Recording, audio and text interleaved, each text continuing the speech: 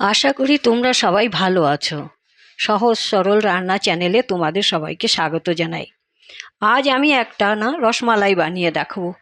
এত টেস্টি হয় আর এত সহজে যে বানানো যায় সেটা তোমরা না দেখলে বুঝতে পারবে না। এই দেখো, আমি এখানে নিয়েছি 700 গ্রাম দুধ। এই দুধটাকে আমি একটু ক্ষীর বানিয়ে নেব। হ্যাঁ, দুধটাই ঢেলে দিলাম।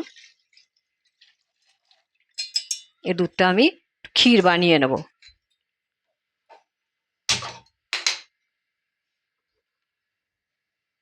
দেখো, দুধটা অনেকটাই ঘন হয়ে এসছে।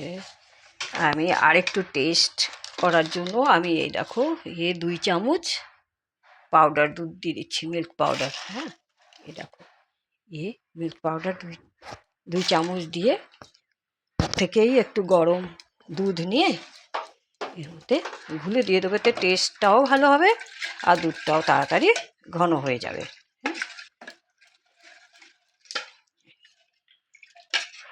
এই দিয়ে দিলাম।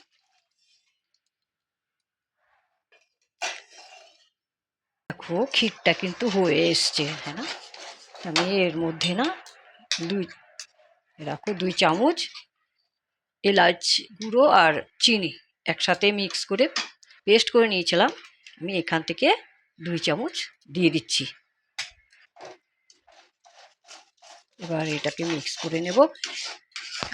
আর এটা খেয়াল রাখবে, যখনই নাকি হয়ে আসবে না, এই যে সাইডে সাইডে লেগে থাকে, এগুলো ভালো করে নাবিয়ে দিতে হবে কুচিয়ে কুচিয়ে। এইভাবে নাবিয়ে দিতে হবে। আর এর মধ্যে আমি এই দেখো 1 চামচ চালের গুঁড়ো দিয়ে দিচ্ছি। এতে কোনো অসুবিধা হবে না, কোনো টেস্টের কোনো অসুবিধা নেই, টেস্টের কোনো ফারাক পড়বে না, খুব তাড়াতাড়ি এটা হয়ে যাবে। ক্ষীরটা কিন্তু কন্টিনিউ নাড়াতে হবে, হ্যাঁ, তা নাহলে নিচে লেগে যেতে পারে। এই দেখো, দেখেছো? এইবার আর বেশি শুকাবো না, তাহলে কি হবে, বেশি শক্ত হয়ে যাবে। এইটুকু ঠান্ডা হয়ে গেলে শক্ত আর একটু টাইট হয়ে যাবে। আমি আধা কেজি দুধ একটু রাবড়ি বানিয়ে নিচ্ছি। এর মধ্যে আমি দুধটাকে ঘন করে, একটু ঘন, বেশি ঘন করতে হয় না, একটু ঘন করতে হবে। তারপরে আমি এর মধ্যে এই 2 চামচ 3 চামচ মিল্ক পাউডার দিয়ে দিলাম। এতে স্বাদটাও খুব ভালো হবে আর দুধটাও একটু ঘন হয়ে যাবে। হ্যাঁ, এই দুধটা আমি ঘুলে, একটু হালকা গরম দুধ নিয়ে তার মধ্যে এটা আমি গুলে নিয়েছি। নিয়ে এই ঢেলে দিচ্ছি।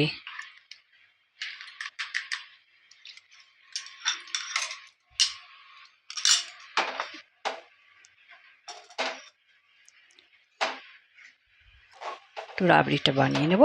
এর মধ্যে আমি এরকম কাজু আর বাদামের একটু গুঁড়ো দিয়ে দিলাম, একটু কিশমিশ দিয়ে দিলাম।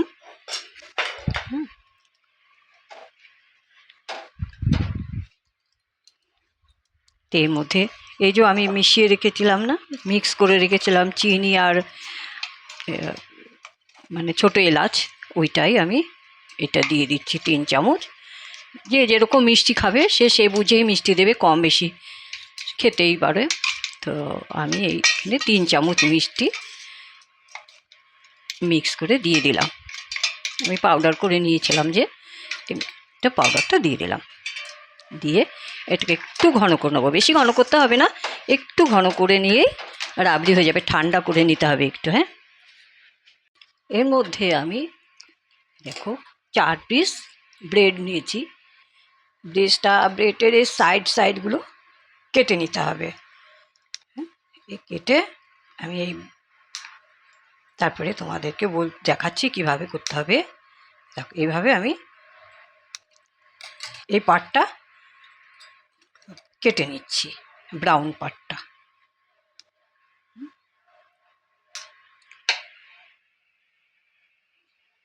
দেখো, আমি এইভাবে সব কেটে নিয়েছি। কেটে এবার একটু দুধের সঙ্গে একটু ভিজিয়ে ঠিক আছে, এই যে আমি ক্ষীর বানিয়েছিলাম ওই ক্ষীরটা দিয়ে ভালো করে এটাকে মুখটা বন্ধ করে দিতে হবে। হ্যাঁ, এভাবে গোল করবে, গোল করে নিতে হবে এভাবে। দেখো এসে গোল করে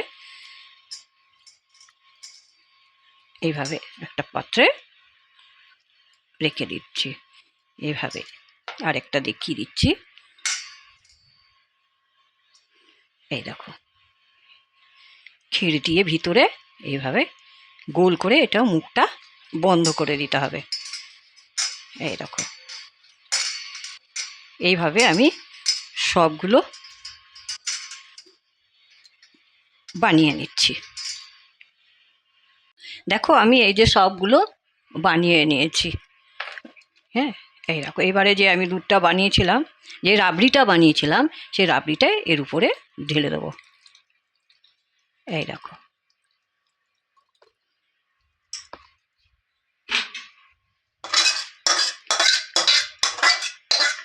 সব রাবড়িটা আমি এর মধ্যে ঢেলিয়ে এবার একটু 10 মিনিট ফ্রিজে রেখে দাও। খেতে হেভি টেস্ট, দেখো হেভি টেস্ট হবে খেতে। হ্যাঁ না, দেখো রেসিপিটা বানিয়ে খেয়ে দেখো, ভালো লাগলে তোমরা কমেন্ট করো, আমাকে জানিও কেমন লেগেছে। আর চ্যানেলটাকে সবার সঙ্গে শেয়ার করো, একটা লাইক করে দিও, আর সাবস্ক্রাইব করতে একদম ভুলো না। আমি আবার একটা নতুন রেসিপি নিয়ে তোমাদের কাছে আসবো। ধন্যবাদ।